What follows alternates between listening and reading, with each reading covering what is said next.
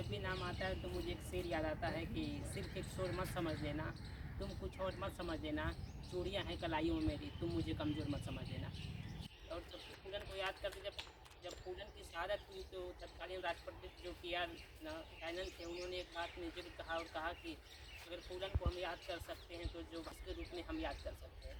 और तमाम कहा गया कि सिलेबस में इनका नाम ऐड करने की बात है। आप देखते हैं पूरे, मैं समझता हूँ पूरे भारत में, या वीमेंस स्टडीज़ की बात कर लें या फिर हिंदी में, अजीत भाई ने लिखा कि हिंदी के नारी विमर्श के किसी भी पेपर में न फूलन को पढ़ाया जाता है, न उनका प्रश्न डाला जाता है। तो फूलन को इसलिए भी याद करना चाहिए। और फूलन मैं समझता हूँ तमाम सिर्फ उन्होंने, उनके साथ रेप ही नहीं हुआ, तमाम जो सामंती प्रवृत्ति तो उसको भी झेला, जातिवाद को भी झेला, एक गरीब परिवार से थे उसको भी झेला। तो तमाम तरीके का जो शोषण था फूलन के साथ हुआ।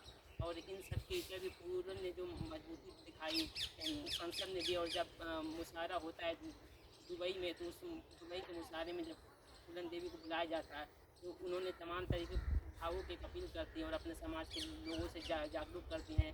उन्होंने यहाँ तक कह दिया कि मैं किसी भी, यहाँ तक उन्होंने दुख होकर व्यक्त करते हुए कहा कि मैं कीड़ा मकोड़ा बन जाना पसंद करूँगी, लेकिन कभी भी मैं महिला के रूप में नहीं पसंद करूँगी। और फूलन को अब हम लोग याद कर रहे हैं तो हमारी ये प्राथमिक जिम्मेदारी होती है कि कम से कम हम अपने घर परिवार में आस-पास कम से कम महिलाओं को इतनी सहजता प्रदान कर सकें कि वो आज़ाद रहें, उनको पढ़ने की आज़ादी, उनको कहीं पे अगर उनकी व्यक्तिगत आज़ादी हो, कहीं शादी करने की, तमाम तरीक़ों की आज़ादी दे सकते हैं। फूलन को याद करने का ये मतलब है कि हम किसी सकारात्मक सोच न रखें, अपने घर की महिलाओं को उनको सब्जेक्ट चुनने की आज़ादी, पढ़ने की आज़ादी, विवाह करने की आज़ादी, ये सब हम लोग दें।